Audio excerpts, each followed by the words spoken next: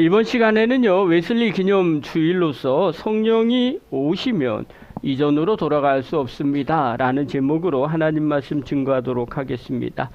오늘 본문은 한 절을 봤어요. 사도행전 4장의 장면입니다. 베드로와 요한이 성전 미문에 앉아 있었던 못 걷는 사람을 예수님의 이름으로 일으켜 세웁니다. 이 일이 큰 소동이 벌어집니다. 그러자 사내들인 공회가 베드로와 요한을 잡아갑니다. 그리고 위협을 하죠. 앞으로 절대로 예수의 이름을 말하지도 말라고 또 가르치지도 말라고 명령을 합니다. 그런데 베드로와 요한이 그곳에서 풀려나자 어디로 갔느냐? 교회로 갑니다. 그리고 동료들과 함께 무엇을 했느냐 하면 기도를 해요. 그리고 난 뒤에 기도가 끝났을 때 오늘 본문의 내용이 나오는 겁니다. 모여있던 장소가 흔들렸고 모두가 성령 충만해졌고 그리고 담대하게 하나님의 말씀을 전했다라는 내용이 오늘 본문의 내용입니다. 제가 이 본문을 묵상하면서 한 가지 떠오르는 질문들이 있었어요. 베드로와 요한은 오순절날 마가의 다락방에서 벌써 성령 충만함을 받았어요. 사도행전 2장에 벌써 받았거든요. 그런데 4장에서 또 성령의 충만함을 받더라는 거예요. 한 번 받으면 되지 뭘 또 받아 라는 생각이 하나 들었어요. 그리고 또 한 가지 생각이 들었어요. 그럼 성령 충만함을 받으면 무엇이 달라질까? 오늘 본문에 보니까 입이 달라지더라는 거예요. 말이 달라. 담대히 하나님의 말씀을 증거하더라는 거예요. 그러면 고민스러운 거예요. 여러분 성령의 충만한 증거가 뭘까? 여러분 방언이 성령의 충만한 증거일까요? 아니 입신일까요? 방언, 입신, 신비한 체험? 사실은 이걸 경험을 해봤거든요. 근데 이게 성령 충만한 증거인가? 아니라는 거예요. 그러니까 성령의 충만함이 도대체 뭘까라는 부분이에요. 말씀을 묵상하다가 받은 은혜가 있었어요. 오늘은 좀 그거를 좀 더 나누도록 하겠습니다. 혹시 여러분 루비콘 강을 건너다라는 이런 말을 들어보셨습니까? 이게요. 기원전 49년도에 로마의 장군 율리우스 카이사르가 군대를 이끌고 루비콘 강 앞에 섰어요. 이 강을 건너면 어떻게 되느냐? 로마법을 어기는 반역이 되는 겁니다. 근데 건너지 않으면 어떻게 되느냐? 정치적으로 자기가 죽게 되고 끝나게 됩니다. 그러니까 이러지도 못하고 저러지 못하는 상황이 됐어요. 그때 율리우스 가이사르가 뭐라고 얘기했냐? 주사위는 던져졌다. 아주 유명한 말을 해요. 그리고 이 루비콘 강을 건너갑니다. 이제 더 이상 돌아올 수 없는 강을 건넌 거죠. 여러분 우리 인생 가운데 이럴 때가 있어요. 돌아올 수 없는 강을 건너는 것처럼 신앙생활 할 때요. 처음에는 교회를 그냥 멋모르고 다닙니다. 그러다가 어느 순간에 정말 돌아올 수 없는 강을 건너게 돼요. 그 사건이 어떤 사건이냐? 성령의 충만함을 받는 사건입니다. 하나님이 진짜 살아계심을 경험하는 사건입니다. 그 사건이 우리를 그렇게 바꾸어 버립니다. 성령 충만한 사람의 특징이 나타납니다. 성령 충만하면요, 이전으로 돌아갈 수가 없습니다. 이전의 가치관과 이전의 삶의 방식, 그 이전의 것들을요, 다시 그곳으로 돌아가지 못하게 만들더라는 거예요. 이것이 성령 충만함의 결과예요. 여러분 우리가 성령 충만함의 은혜를 경험하고 계십니까? 내가 정말 살아계신 하나님을 만났습니까? 그러면 우리는 이전으로 돌아갈 수가 없게 됩니다. 오늘 웨슬리가 그런 삶을 살았어요. 오늘 5월 마지막 주는요, 웨슬리 기념 주일로 감리교에서 지킵니다. 우리가 잘 아는 것처럼 존 웨슬리가 회심했던 날이 바로 이 날이에요. 1738년 5월 24일. 오늘이 딱 5월 24일이에요. 이 날이 288년 전에 웨슬리가 바로 회심했던 그 날이에요. 자, 그 날로 한번 돌아가는 거예요. 1738년 5월 24일 날 저녁이에요. 오늘 저녁이에요. 런던의 올더 스케이트 거리에 한 모임이 있었어요. 모라비안 교도들이 모여있는 작은 모임이었어요. 사진을 이렇게 보면요. 처음에 사진을 제가 이렇게 만들면서 놀랐어요. 사람이 너무 적어요. 그래서 제가 다시 한번 확인을 하는 거예요. 요즘은 너무 좋아요. 그러니까 증거를 확인하기 위해서. 진짜 사람이 요거밖에 안 돼? 확인을 한번 해봐. 그러면요, 막 정리를 해줘요. 자료를 막 찾아요. 찾았는데, 모라비안 교도들의 작은 모임. 가정에서 모이는 작은 모임이었어요. 기록에 보면요, 8명에서 10명 정도 모였다고 기록에 나와 있어요. 웨슬리가요, 회심한 사건의 장소가 대규모 집회가 아니었다는 거예요. 8명밖에 모이지 않았다는 그곳이에요. 웨슬리가요, 어떤 사람이냐? 이때 옥스퍼드 대학을 졸업한 엘리트였어요. 영국 성공의 사제였습니다. 미국 조지아주에 가서 선교사 사역도 하고 온 사람이었습니다. 그리고 우리가 잘 아는 홀리클럽을 경건한 모임을 만들어서 그렇게 생활했던 사람이었어요. 겉으로 보기에는 완벽합니다. 신학도 잘 알아요. 기도도 많이 했어요. 금식도 많이 한 사람이에요. 그런데 그가 마음에 무엇이 없었냐면 확신이 없었어요. 정말 주님이 살아계신지 확신이 없었어요. 평안도 없었어요. 그리고 무엇보다도 그의 마음에 뜨거운 불이 없었어요. 그래서 미국 선교도 실패했어요. 영국으로 돌아오는 길에 바다 가운데 풍랑을 만났습니다. 죽음의 공포에 떨려 있었어요. 그런데 옆에 탄 모라비안 교도들은요, 오히려 그곳에서 모여서 찬송하면서 평안하게 찬송하고 기도하고 있었던 거예요. 그 모습을 보고 웨슬리가 충격을 받아요. 똑같이 하나님을 믿는데. 그들은 그렇게 평안하게 있는데 자기는 불안에 떨은 거예요. 웨슬리가 그때 깨닫습니다. 나에게 없는 그 무엇이 그들에게 있구나. 그들에게 있는 그 무엇이 나에게는 없구나. 그게 뭐냐면 성령의 임재였어요. 성령의 충만함이었어요. 5월 24일 저녁에 웨슬리가 일기를 썼어요. 웨슬리는 이렇게 일기에 그렇게 써요. 나는 사실 가기 싫었다. 웨슬리가요, 회심하는 그날 사실 그 자리에 가기 싫었다는 거예요. 그러면서 이야기해요. 나는 그 모임에 마지못해 참석했다. 여러분, 이 올더스게이트 이 거리에 가서 이 모라비안 교도들이 모여있는, 소그룹으로 모여있는 이곳에 웨슬리는 처음에 가기 싫은 거예요. 마지못해서 억지로 갔어요. 여러분, 이게요, 정말 은혜가 되는 거예요. 저는요, 이게 하나님의 역설이라고 생각을 해요. 우리도요, 가기 싫을 때가 있어요. 하기 싫을 때가 있어요. 저에게 있어서는요, 대학교 1학년 겨울에 금식 수련회가 바로 그때였어요. 제가 몇 번이나 간증을 하잖아요. 정말 가기 싫었어요. 아니, 한겨울에 추운데 금식하는데 왜 회비를 그렇게 많이 내요? 너무 싫은 거예요. 그리고 충북 보은까지 갔어요.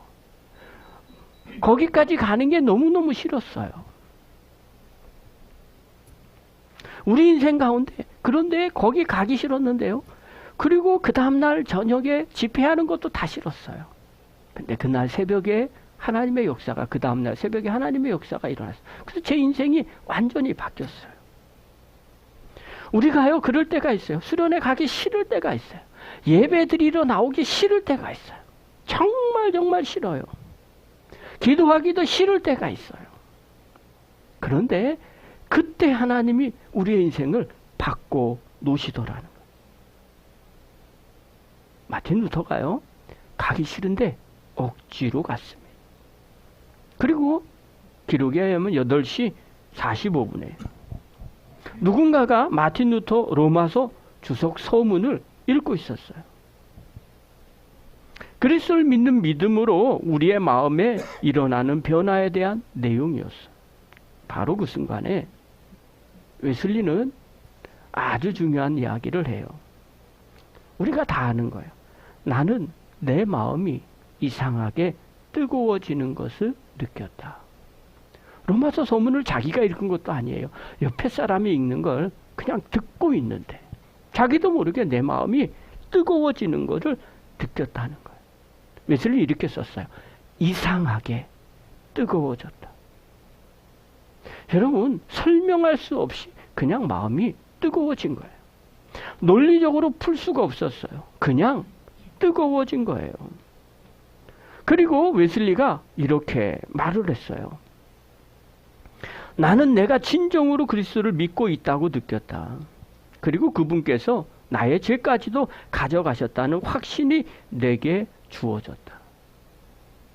사랑하는 성도 여러분, 이게 바로 뭔지 아십니까? 성령의 충만한 역사예요. 저는 우리 안성열린교 모든 성도들이 이상하게 뜨거워지는 역사가 일어나기를 간절히 바랍니다. 오늘 본문으로 사도행전으로 돌아갑니다. 31절 우리 한번 보겠습니다. 자, 우리 다 같이 읽겠습니다. 시작. 그들이 기도를 바치니 그들이 모여있는 곳이 흔들리고 그들은 모두 성령으로 충만해서 하나님의 말씀을 담대히 말하였다. 네. 사도행전에 보면요, 그들이 모여서 기도를 하고 있는데 어떤 일이 벌어지느냐. 그들 마음 가운데 이 장소가 흔들렸다는 거예요. 모여있는 곳이 흔들렸다는 거예요. 여러분, 이 단어는요, 막 떨리는 것을 의미합니다. 지진처럼 막 이렇게 흔들렸다는 것을 의미를 합니다. 그런데 여기서 우리가 한 가지 떠오르는 게 있어요. 사도행전의 16장에 보면요, 바울과 실라가 빌립보 감옥에서 갇혔을 때 그들이 기도합니다. 그랬더니 어떤 일이 벌어지냐면요, 그 옥문이 흔들렸어요. 그리고 착고가 풀려집니다. 이때 사용한 단어가 바로 이 단어였어요. 근데 이 단어를 생각하면서 그런 생각이 들었어요. 정말 기도를 마쳤더니 이게 마가의 다락방이었을 것 같은데요. 초대 예루살렘 교회였어요. 왜냐하면 거기서 풀려나서 간 곳이 바로 이곳이기 때문에 그럽니다. 이 장소가 진짜 지진처럼 흔들렸을까? 아니면 그곳에 있는 사람들이 흔들렸을까? 제가 말씀 묵상하는데 제 경험과 같이 묻습니다. 저는 둘 다라고 생각을 합니다. 자, 사도행전 4장의 성도들을 한번 봐요. 그 사도행전 4장은요, 초대교회 성도들은 다 유대인들이었어요. 유대인들은 어떻게 기도를 하냐면요, 우리처럼 무릎 꿇고 두 손 꼭 잡고 쭉 그렇게 기도 안 해요. 이들은 서서 손을 들고 기도를 합니다. 이게 유대인들의 기도법이에요. 그러니까 손을 들고 하나님 앞에 이렇게 서서 기도를 하는 거예요. 두 손을 들고 하나님 앞에 기도를 막 큰 소리로 부르는 거죠. 자, 그러니까 사도행전 4장으로 다시 한번 갈게요. 24절 한번 봅시다. 자, 우리 같이 한번 읽겠습니다. 시작. 그들은 이 말을 듣고서 한 마음이 되어 하나님께 큰 소리로 부르짖었다. 네, 자, 그러면 손을 들고 손을 하나님 앞에 들고 그 다음에 서서 큰 소리로 쥐 하면서 하나님 앞에 부르짖고 기도를 했겠죠. 그렇죠? 얼마나 절박했겠어요. 이때는 예수 믿는 사람을 잡아가는 거예요. 대제사장들이 우리를 죽이려고 합니다. 주님, 살려주십시오. 어떻게 해결해 주십시오. 우리에게 담대함을 주십시오. 주의 종들에게 능력을 주십시오. 이런 기도를 했겠죠. 그런데 그러다가 어떤 일이 벌어졌느냐? 오늘 본문에 이야기하는 것처럼 그들이 모여있는 곳에 흔들렸다는 거예요. 장소가 진짜로 흔들렸을 수 있어요. 그런데 제가 말씀 묵상하는데 그 생각, 진짜 흔들리지 않을 수도 있었겠구나. 제 개인적인 경험을 말씀을 드릴게요. 제가요, 처음에 집회를 참석한 적이 있었어요. 저도요, 옛날에는 무릎 꿇고 두 손 붙잡고 다리 사이에다가 놓고 머리 박고 쫙 그러고 그렇게 기도를 했어요. 왜냐하면 옛날에는요, 다 그렇게 무릎 꿇고 어르신들이 다 그렇게 기도를 했기 때문에 저도 그렇게 기도를 해요. 그런데 그 집회는 그렇지 않았어요. 손을 들래요. 그 손을 들었어요. 하늘을 보래요. 서 있으래요. 기도를 했어요. 주여. 그러고 난 다음에 이제 기도를 하고 있는데 옆에 있는 사람이, 목사님이 슥 지나갑니다. 그러니까 앞에 있는 사람이 휘청휘청 하는 거예요. 저는 처음 본 거예요. 아니, 지나가는데 휘청휘청 하는 거예요. 이게 말이 돼요? 눈 감고 있으면 어지러워서 쓰러질 수도 있어요. 근데 실제로 그러는 거예요. 제가 보기에는요, 아니, 저 사람 왜 쓰러져? 아니, 무슨 일이 벌어졌어?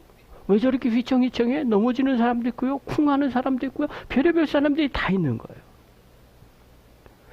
성령 충만하고 이런 걸 전혀 모르는 사람은요. 아, 다리 풀려서 넘어졌겠구나. 아니면 땅이 흔들려서 지 사람들이 쓰러지는 거겠구나. 이런 생각이 들더라. 근데 정말 제가 느낀 거는요. 아, 하나님이 이렇게 성령이 임하며 그냥 이렇게 넘어지기도 하겠구나. 저에게 있어서는 이 아주 놀라운 충격적인 경험이었어요. 건드렸는데 그냥 뒤로 팍 넘어지는 거예요. 그리고 더 놀라운 건 움직이지를 못해요. 한 1시간 동안 말씀하는 내내 움직이지를 못해요. 정신은 멀쩡합니다. 귀는 열려 있어서 다 들어요. 눈은 안 떠져요. 그런 경험들이 저에게 있었어요. 저만 쓰러진 게 아니라 도미노처럼 막 쓰러지는 거예요. 누가 저를 밀어서 쓰러진 게 아니었어요. 그냥 쓰러져 버립니다. 아, 그때 그냥 느꼈어요. 아, 성령의 역사하심 중에 하나가 이런 거였겠구나. 그런데 오늘 사도행전 4장에 보면 그들이 모여있는 곳이 막 흔들려요.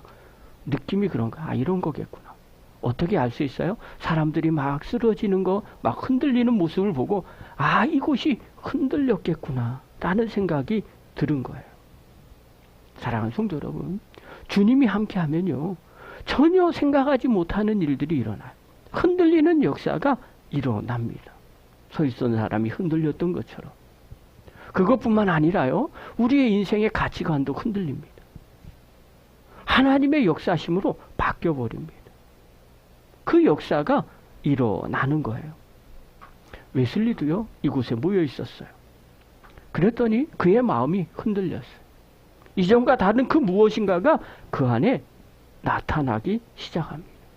그래서 어떤 일이 벌어지느냐? 모두가 그 자리에 성령으로 충만해지는 역사가 일어납니다. 여러분, 이 충만하다는 이 단어는요, 어떤 뜻이냐? 그릇에 물을 가득 차서 더 이상 들어갈 수 없는 상태를 말하는 겁니다. 여러분, 컵이 있어요? 거기에 물을 부어요. 더 이상 들어갈 수 없으면 어떻게 해요? 흘러 넘칩니다. 이걸요, 기름 부음이라고 말합니다.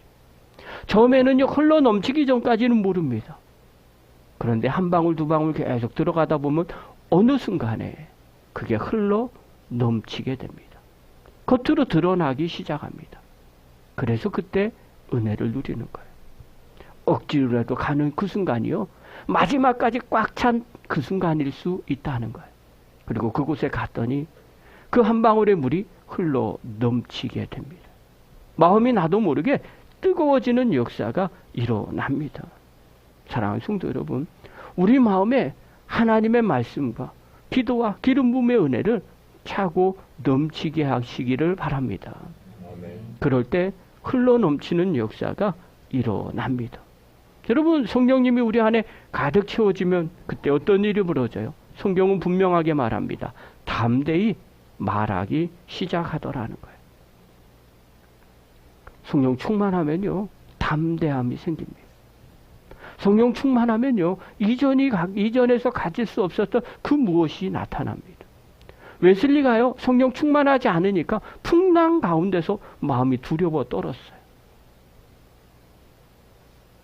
그런데 성령 충만하니까요, 더 이상 두려움이 사라지기 시작합니다.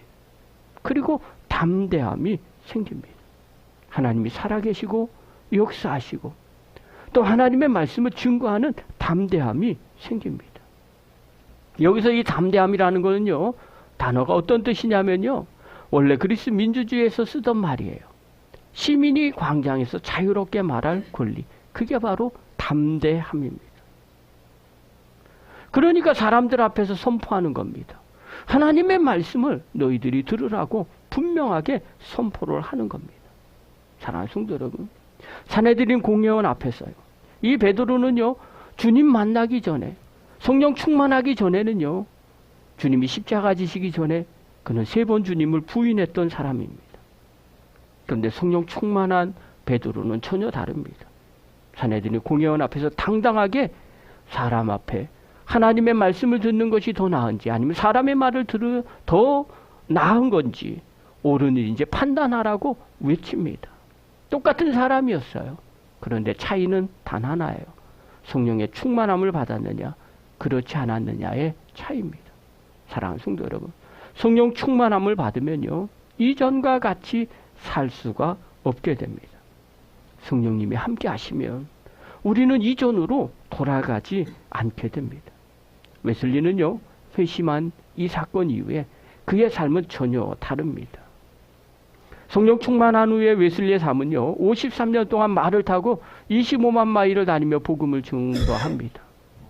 그리고 4만 번 이상의 설교를 합니다.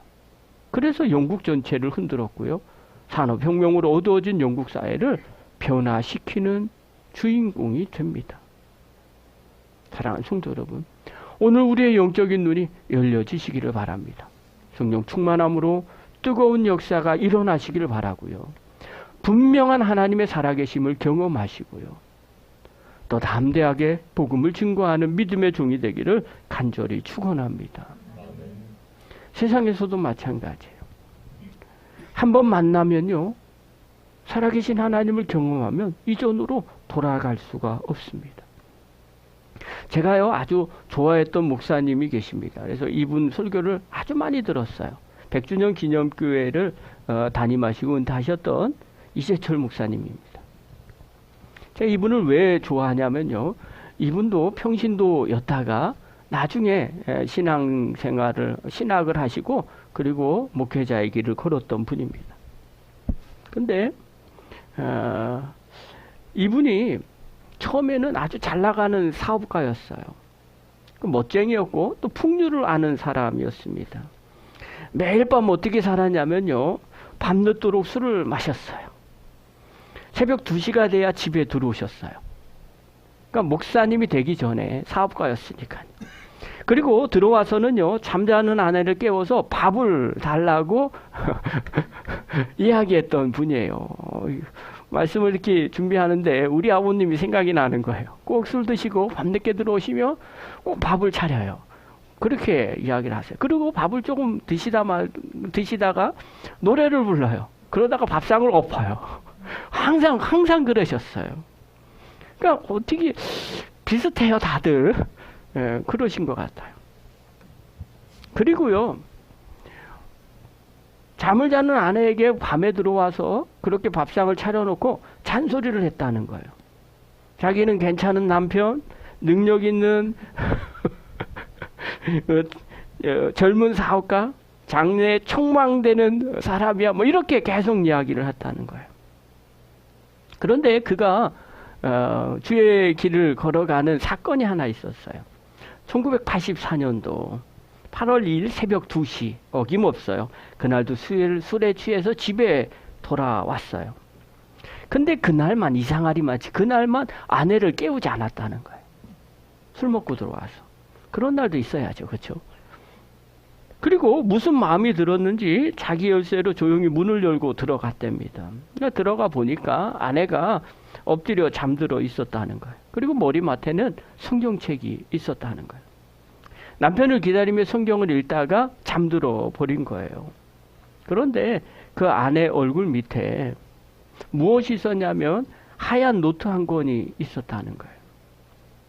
그래서 이 이재철 목사님이, 젊은 사업가가, 술 취한 사업가가 그 노트를 살며시 꺼냈어요.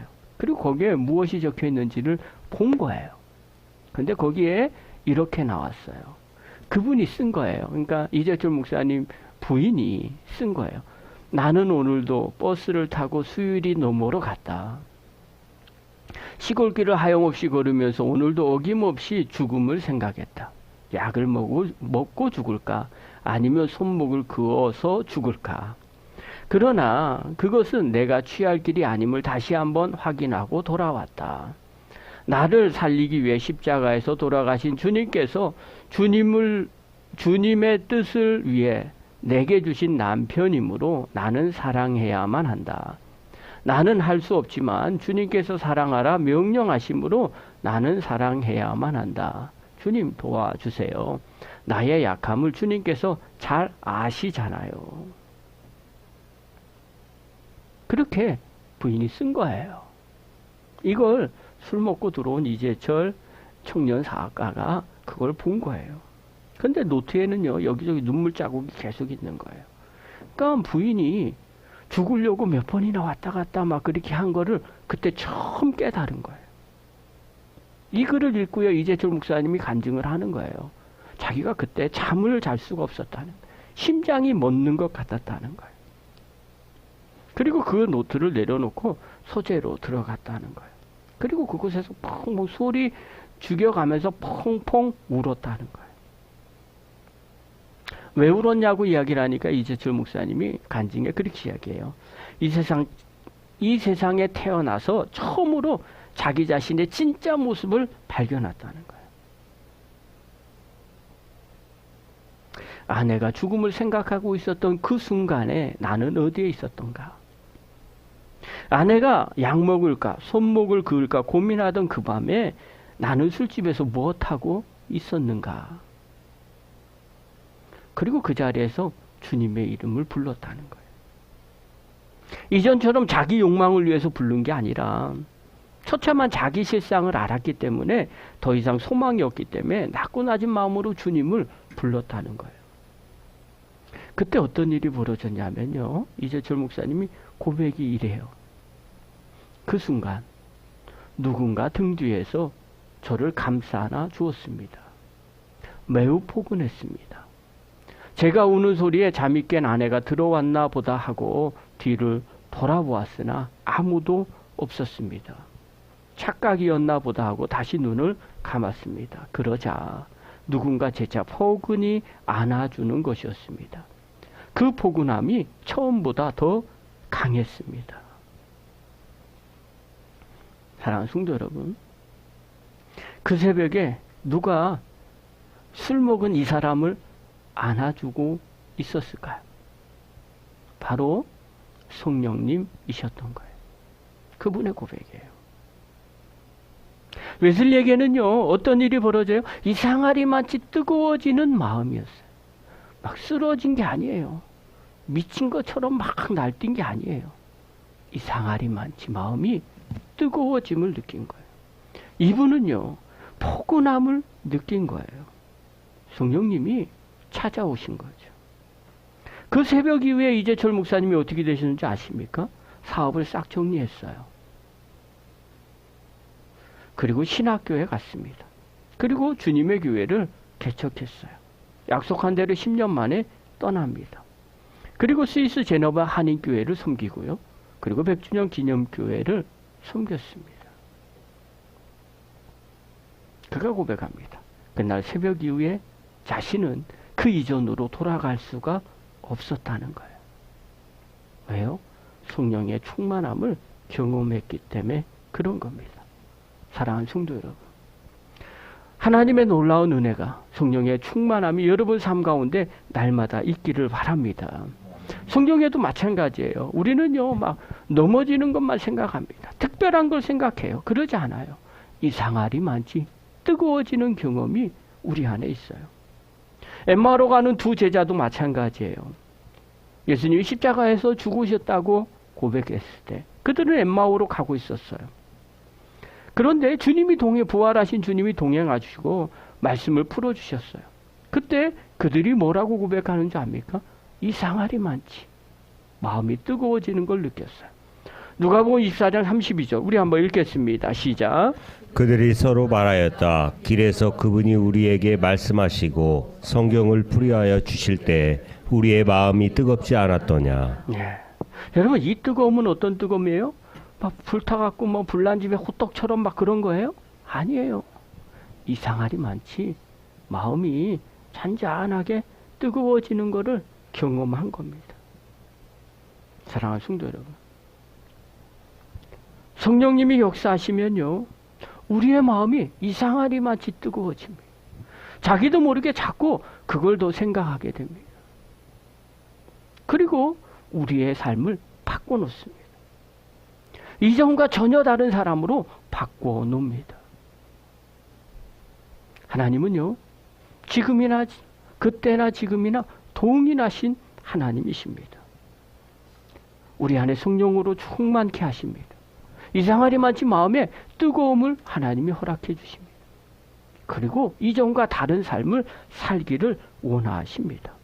저는 우리 안성열린교회 모든 성도들, 마음의 뜨거움을 귀하게 간직하시기를 바랍니다. 그리고 그것을 붙잡으시고 이전과 다른 삶을 살아가는 믿음의 종이 되기를 간절히 축원합니다. 그렇다면 이제 어떻게 해야 될까? 두 가지만 제가 당부를 드립니다. 첫 번째입니다. 가슴이 뜨거워지기를 사모하시기를 바랍니다. 여러분 무슨 일을 하든지 간에 마음 가운데 그렇게 생각했어요. 말씀을 보기 전에도 주님, 말씀을 보면서 제 마음이 뜨거워지기를 원합니다. 기도를 하면서도 하기 전에 주님, 기도할 때 제 마음이 뜨거워지기를 원합니다. 주의 일을 할 때도 마찬가지. 무슨 일을 하든지 간에 주님, 제 마음이 뜨거워지기를 원합니다. 여러분, 이 기도를, 이 다짐을 하십시오. 그러면요, 주님께서 때에 맞춰서 우리 마음 가운데 뜨거움의 역사를 부어 주십니다. 그리고 두 번째로요, 마지못해서라도 은혜의 자리에 나가시기를 바랍니다. 웨슬리는요, 가기 싫은 그 자리에 갔어요. 그리고 하나님의 역사가 시작이 됩니다. 우리 인생도 마찬가지예요. 정말 가기 싫은 그 자리가 있어요. 어떨 때는요, 막 기도하기 싫을 때도 있고요. 어떨 때는 예배드리기 싫을 때도 있어요. 어떨 때는 말씀 보기 싫을 때도 있어요. 어떨 때는요, 주님의 원하시는 그 일 하기 싫을 때가 있어요. 그럼에도 불구하고요, 마지못해서라도 그 자리를 가십시오. 그러면 그때 하나님의 역사가 나타납니다. 웨슬리는 마지못해 그 자리에 갔을 때 하나님이 그곳에서 그의 가슴을 뜨겁게 하는 역사를 일으키시고요, 그의 삶을 180도 바꿔 주십니다. 저와 여러분 마지못해서라도 하나님이 주시는 그 은혜의 자리에 참석하셔서 하나님의 놀라운 은혜를 경험하는, 그리고 성령으로 충만해지는 믿음의 거룩한 종들이 되기를 간절히 축원합니다. 기도하겠습니다.